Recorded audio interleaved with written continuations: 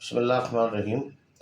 آج ہم بات کریں گے حلقہ NA 138 اور PP 188 کے حوالے سے۔ یہاں سے مسلم لیگ نون کے امیدوار میاں محمد معین احمد بھٹو قومی اسمبلی کے، اور جبکہ میاں نور الامین ناصر بھٹو صوبائی اسمبلی کے امیدوار ہیں۔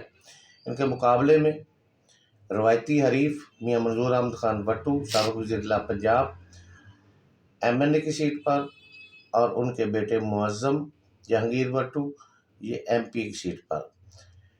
پاکستان پیپلز پارٹی کی طرف سے احمد حسن خان جندے کا کھر قومی و صوبائی سیٹ دونوں پر، لبیک کی طرف سے حاجی مشتاق احمد رحمانی MNA، جبکہ میاں وسیم رسول خان مانے کا MPA۔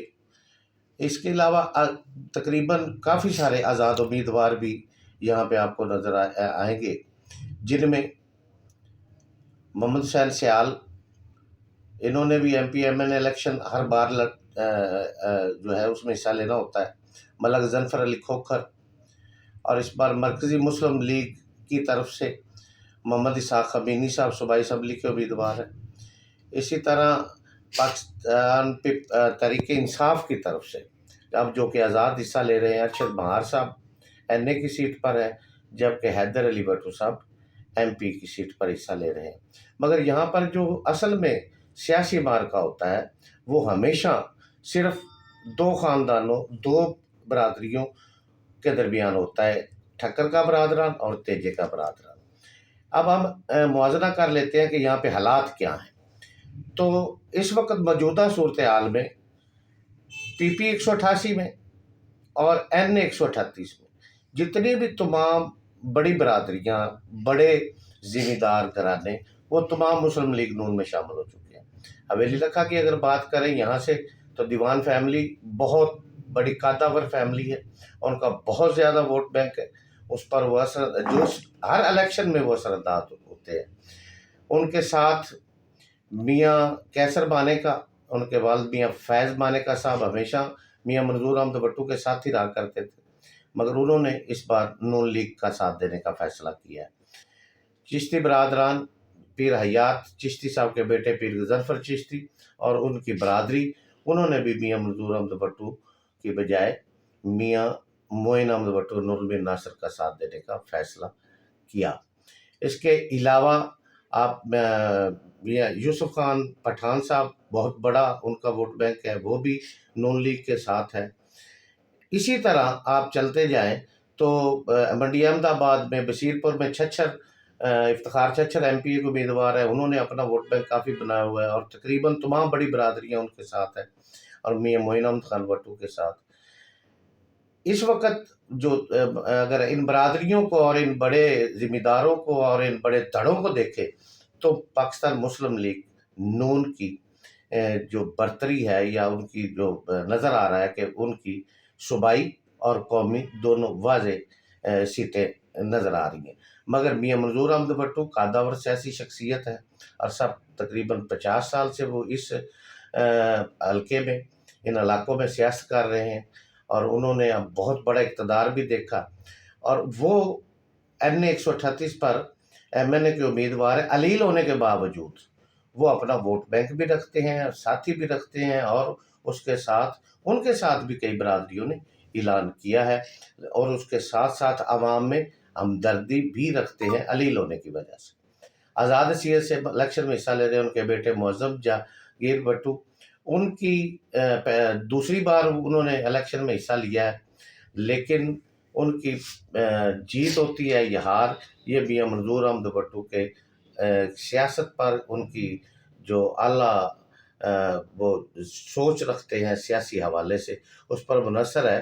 لیکن جو نون لیگ کے حوالے سے بات ہے، ان کو فائدہ PTI کے امیدواروں کے آنے کا بھی ہوا ہے، کیونکہ PTI کا امیدوار کا جو جتنا ووٹ بینک تھا، وہ اگر PTI کا امیدوار جو آزاد حیثیت سے وہ نہ ہوتے تو وہ تمام کا تمام جانا تھا دوسری پارٹیوں کو، زیادہ تر منظور بھٹو کو مل سکتا تھا، مگر ان کے امیدوار آنے سے وہ ووٹ بینک جو ہے وہ ایک طرف ہو گیا، جس کا نقصان منظور بھٹو گروپ کا ہوگا اور فائدہ مسلم لیگ نون کا ہوگا۔ اس کے ساتھ لبیک نے اچھے خاصے ووٹ لینے ہیں، किसी की ये बात समझ में शायद ना आ रही हो, लेकिन वो अच्छे खासे वोट लेंगे और वो बताएंगे कि हमारा वोट बैंक दिन ब दिन बढ़ रहा है।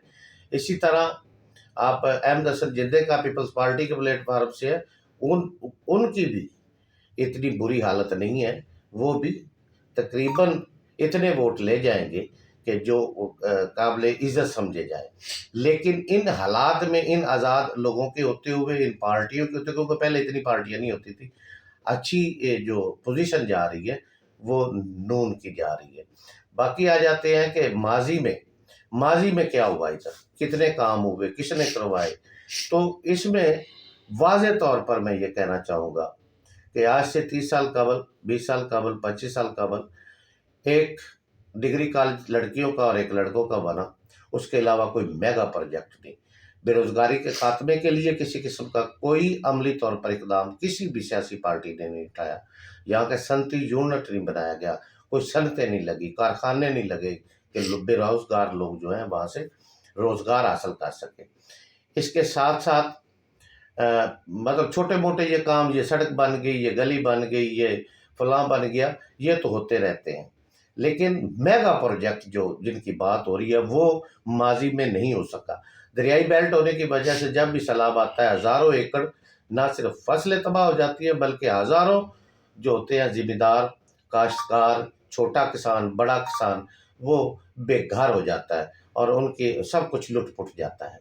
आज तक किसी अमली तौर पर कोई इक़दामात नहीं किए गए।